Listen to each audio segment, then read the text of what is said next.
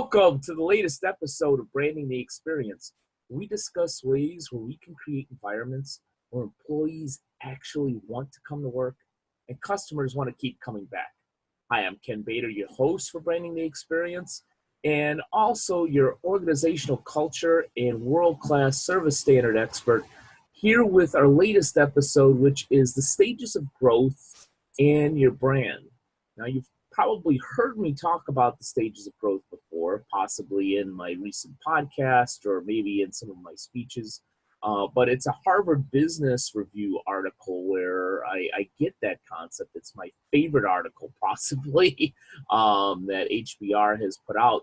But basically, again, what it infers is that as a business grows and it goes through the stages of growth, it hits obstacles, it hits crises. It's not a smooth upward trend. It's a bumpy one.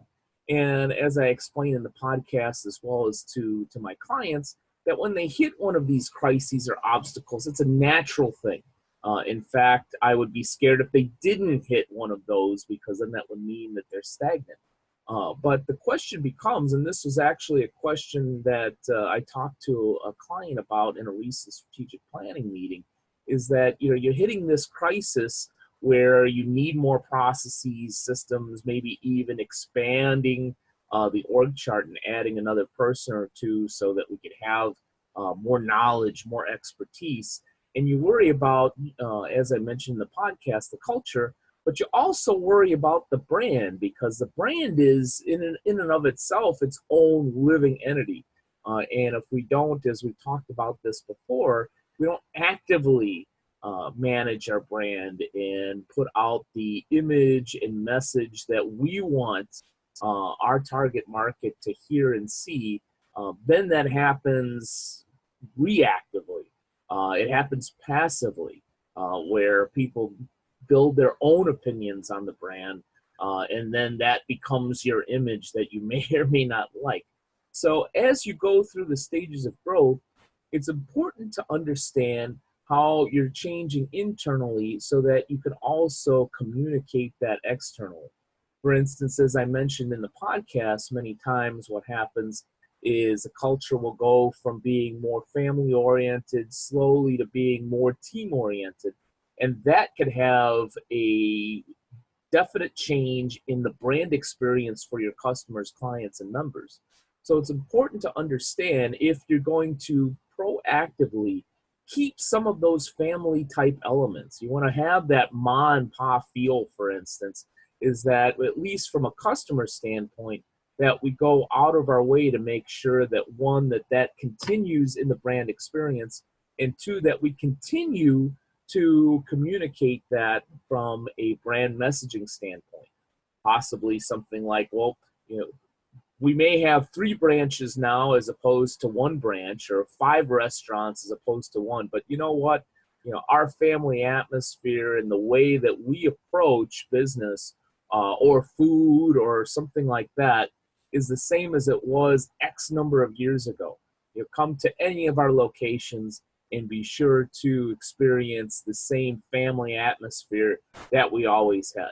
But that's one way to be cognizant of the changes internally, so that the changes that may be seen by the customer is still a positive thing, and that we're communicating properly.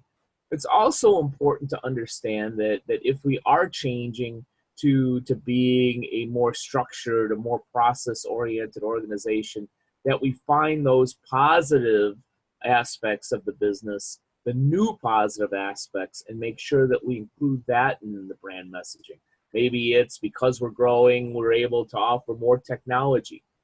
Maybe because we're growing, we're doing a renovation on our bar area in the restaurant. Maybe it's because we're growing, we have 2 more massage therapists in our spa.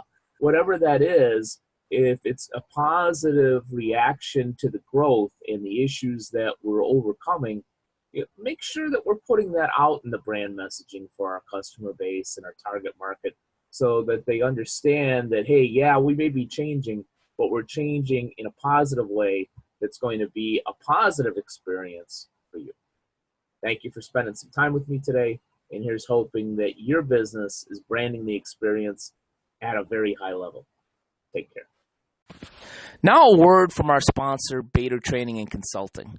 BTC is the creator of the B plus C plus S formula.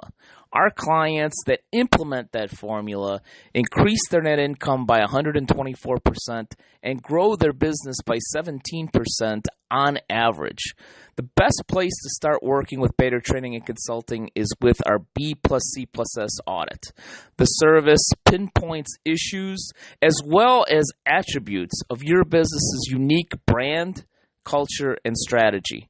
Learn more or sign up for a B plus C plus S audit at www.btcinc.net/BCS-audit.